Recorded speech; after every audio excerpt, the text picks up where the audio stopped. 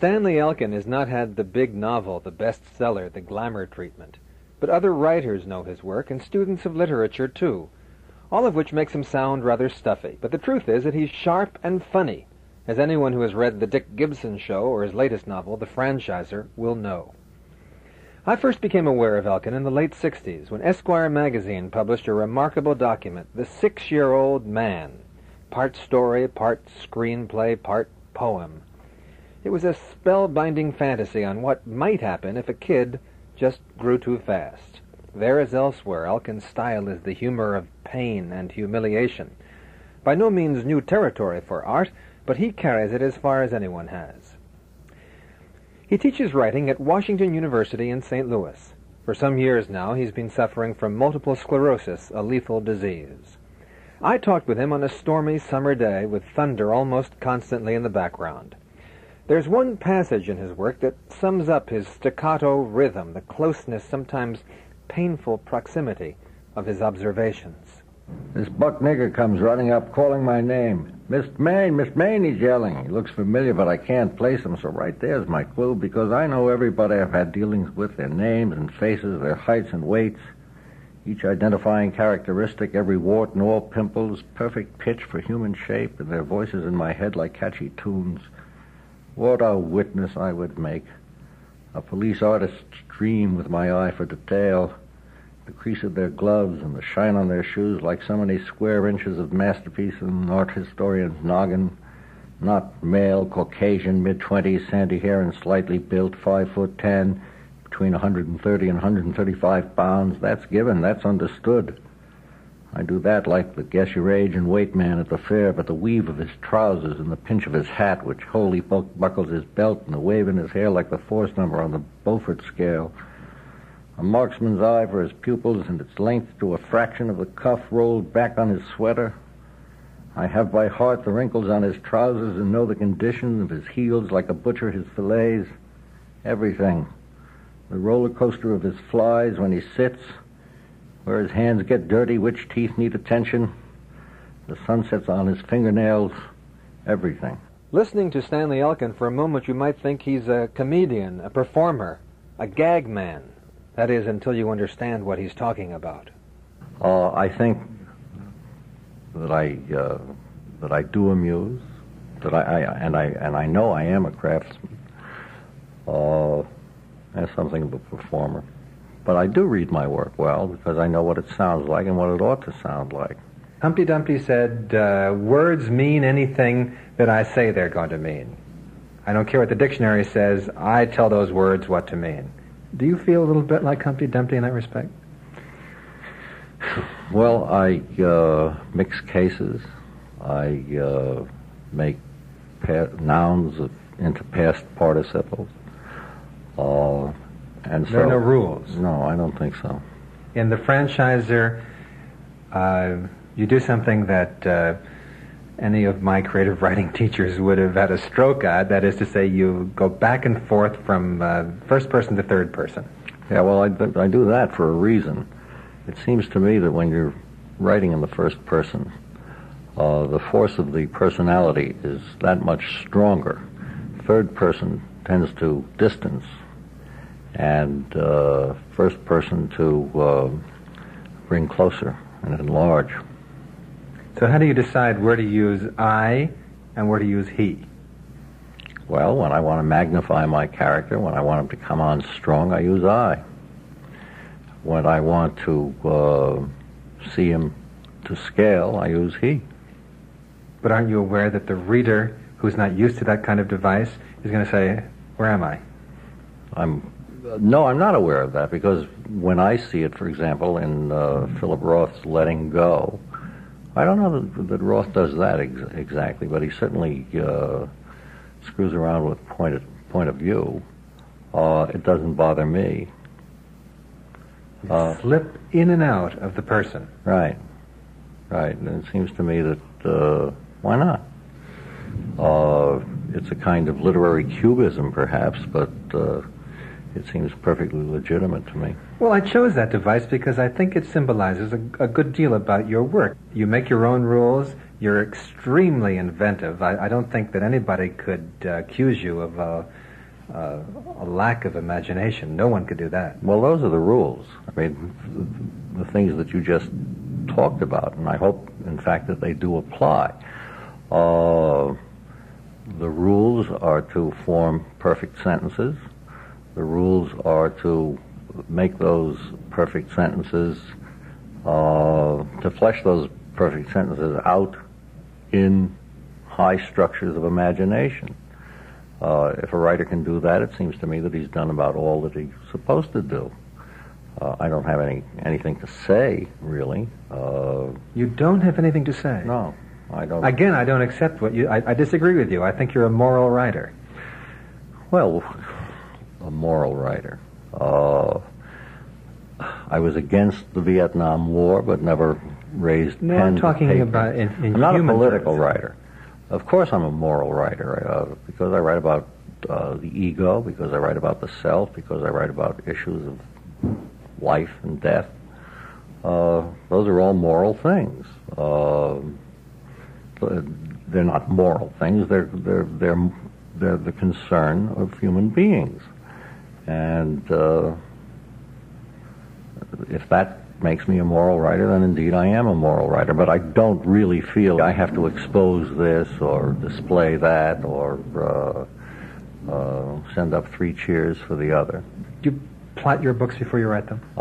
That's an interesting question, because I'm writing a book right now. I find that I plot my short stories before I write them. They're tighter. Yeah, well, they come to me all together, all at once, or not at all. On the other hand, when I'm working with a novel, I've started with a character. And I don't really know much about the character except his occupation or lack of one. And I don't really know much about what he's going to do until I'm about 100 pages or so into the novel. You're then meeting him along the way. Right, and then I find out what it is that I want him to do and what's going to happen, and I usually have the end of the book pretty well in mind. I wonder if that explains to a certain extent why so many of your characters seem to be rootless. They just emerge full-blown. I wonder too. I don't know. It's the only way that I can work. Usually I choose a vocation. The vocation becomes a metaphor for something that I discover I've said.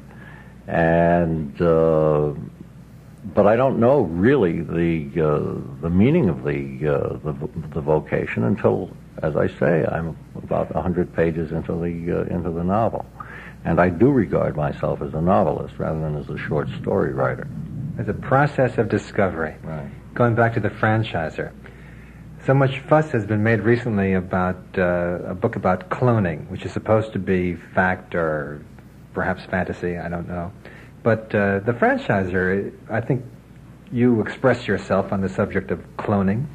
Well, he clones industries, and of course the twins and triplets are clones. This was before I really knew what the word clone meant, and I didn't anticipate the notion of cloning. But it seems to me that America is largely a cloned country, but the franchiser was largely about my disease, multiple sclerosis.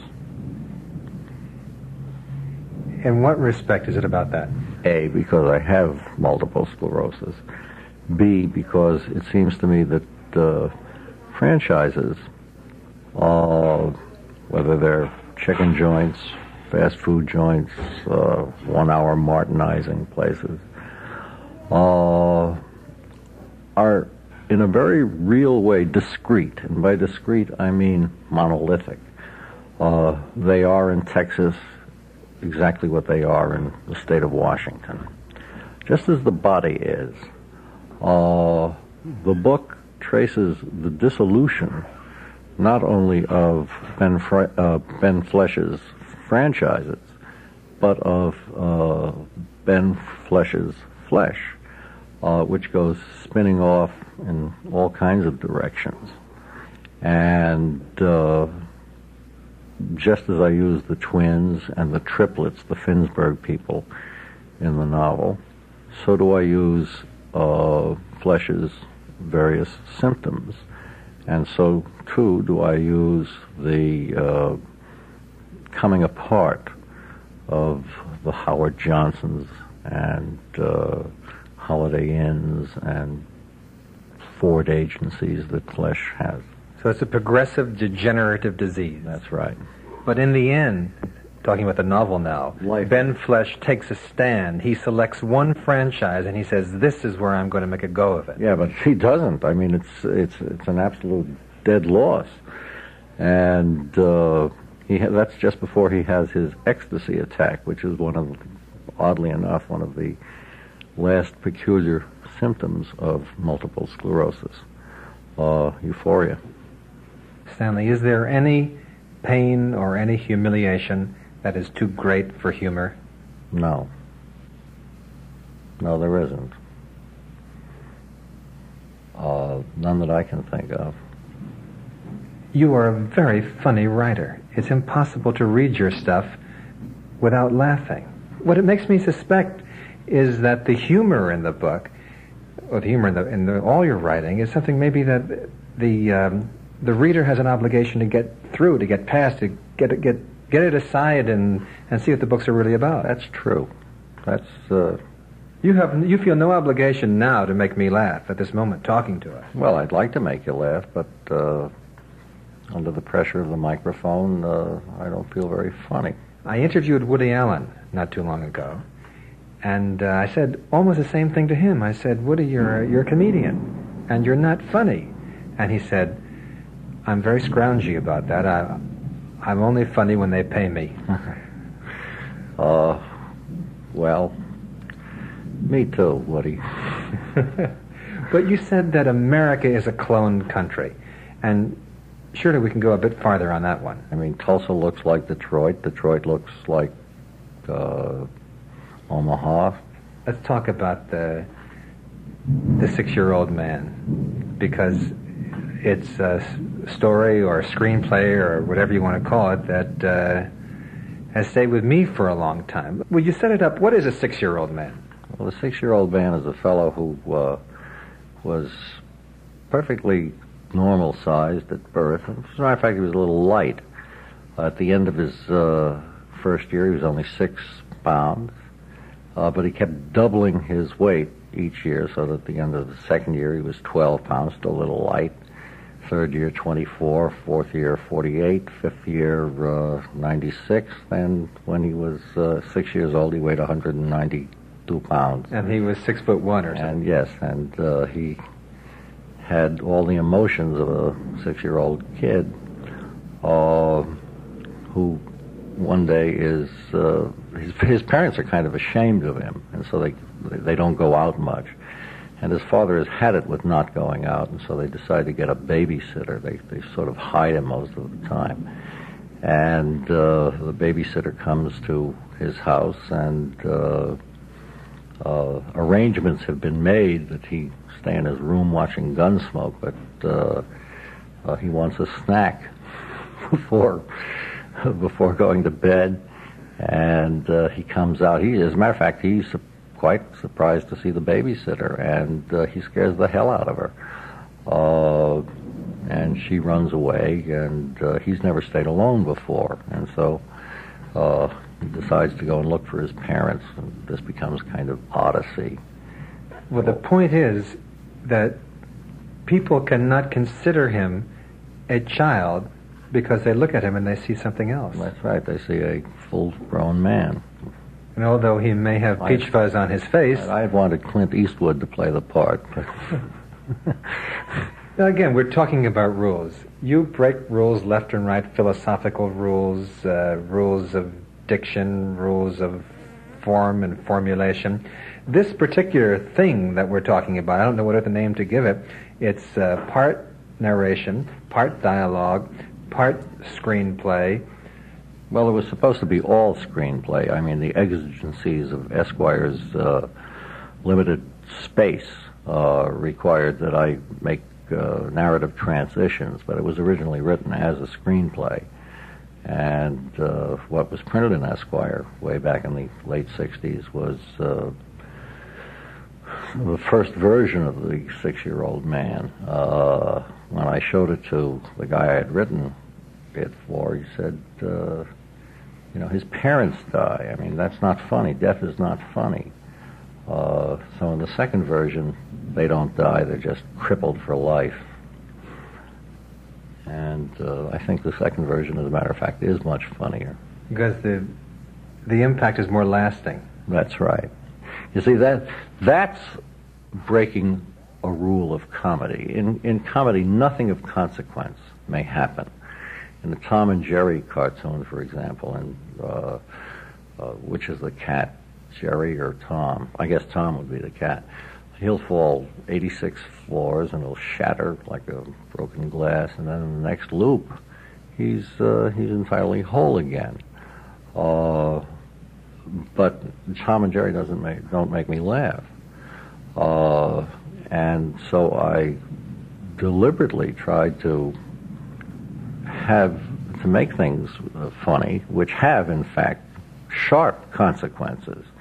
At the end of the second version of the 6-Year-Old Man, the kid's head, because they think that he's murdered and raped his babysitter, which of course is untrue and in fact physiologically impossible. That's true, right? It is untrue. His head is being absorbed by a police sniper scope, and the cop is just about to blow his brains out as he goes home that morning. And I think that's funny. Fade out. Right. Stanley, why do you want to be funny? You are such a serious person. You think about death and mortality and some of the greatest pain in human existence.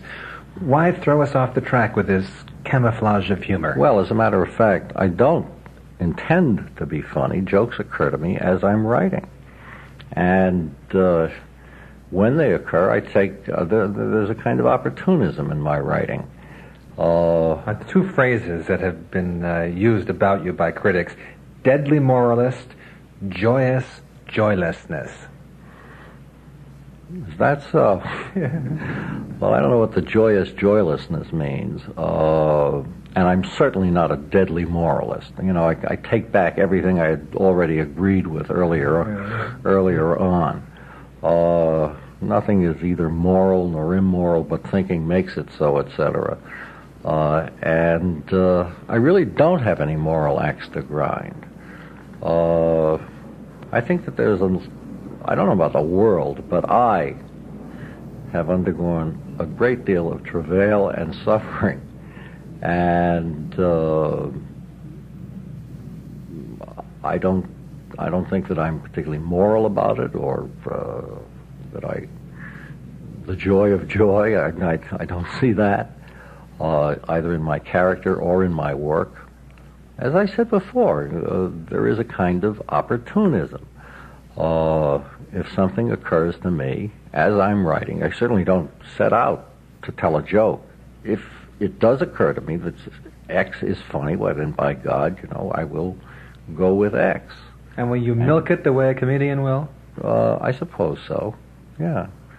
But ultimately it also feeds into the other things that I'm trying to say, whatever they might be. Why bother being humorous when in fact it may deflect people from what you're after? Well, I can't think about whether people are deflected. I can't and don't calculate in that way, and I don't know any writer who really does. I don't believe that there is any such thing as prostitution in writing. No one writes down. Everybody writes up. Everybody. And so to calculate what might be on an audience's mind, or what will so-and-so's reaction be to this, is something that is really beyond what I care to do. You teach creative writing, I think, don't you? Yes. What are you after there? What are you trying to do? Well, all I try to get them to do, because I can't teach style, I could teach my own style, but that would be pointless, is to get them to recognize a situation. And I don't want to teach anybody a novel, because it seems to me that a novel is not a situation-oriented piece of work. A short story is.